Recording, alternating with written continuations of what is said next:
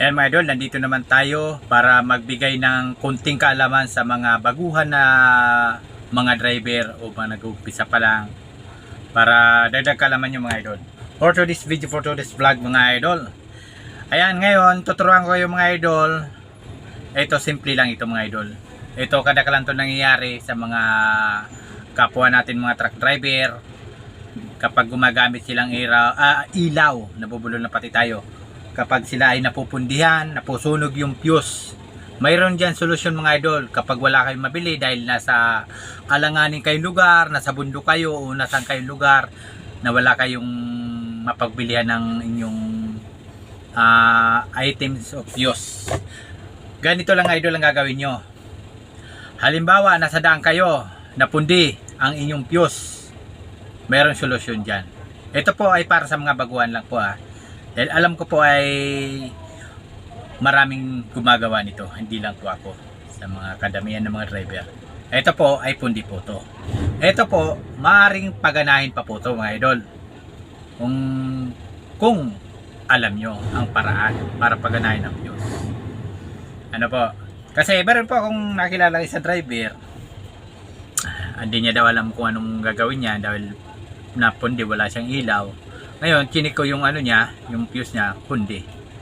Di ba? Ngayon, gagawin natin paraan.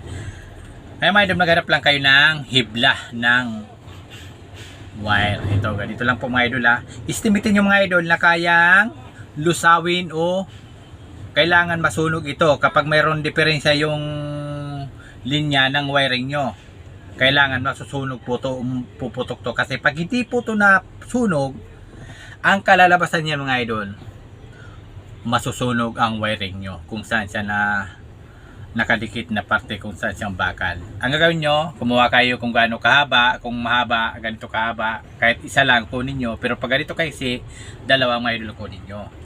Ganito mga idol para lang ito mga idol sa mga baguhan, para magagawa nyo ang inyong sakyan pag kayo nasa alanganin o madilim na lugar. Ganito lang. Ngayon, gagawin nyo mga idol, papaikot nyo lang dito sa ng fuse. Ayan, kung nakikita nyo, ayan, paikot nyo lang ng ganyan. Ayan, paikot nyo ganyan. Kahit mga 3 o 4 na ikot.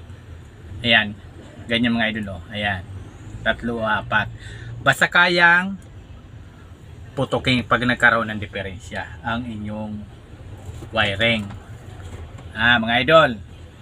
Ayan. Ito mga idol, gagana na to kapag ito sinaksak po doon sa nasunugan na fuse o naputukan. Simple lang to mga idol, simple lang na kayang-kaya na mga nag-uumpisa pa lang. Kaya kayo mga nag-uumpisa, mga painante na gustong matutong mag-drive, hindi lang paghawak ng manibela ang kailangan nyo pag-aralan.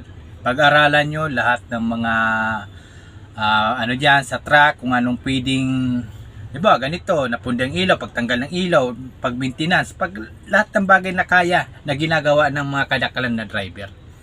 Kasi kalimitan ngayon, ang alam lang, magmaneho at magpatakbo at mga mote sa daan. Diba? Ito, simpleng kaalaman. Shout out po sa mga kapwa natin driver.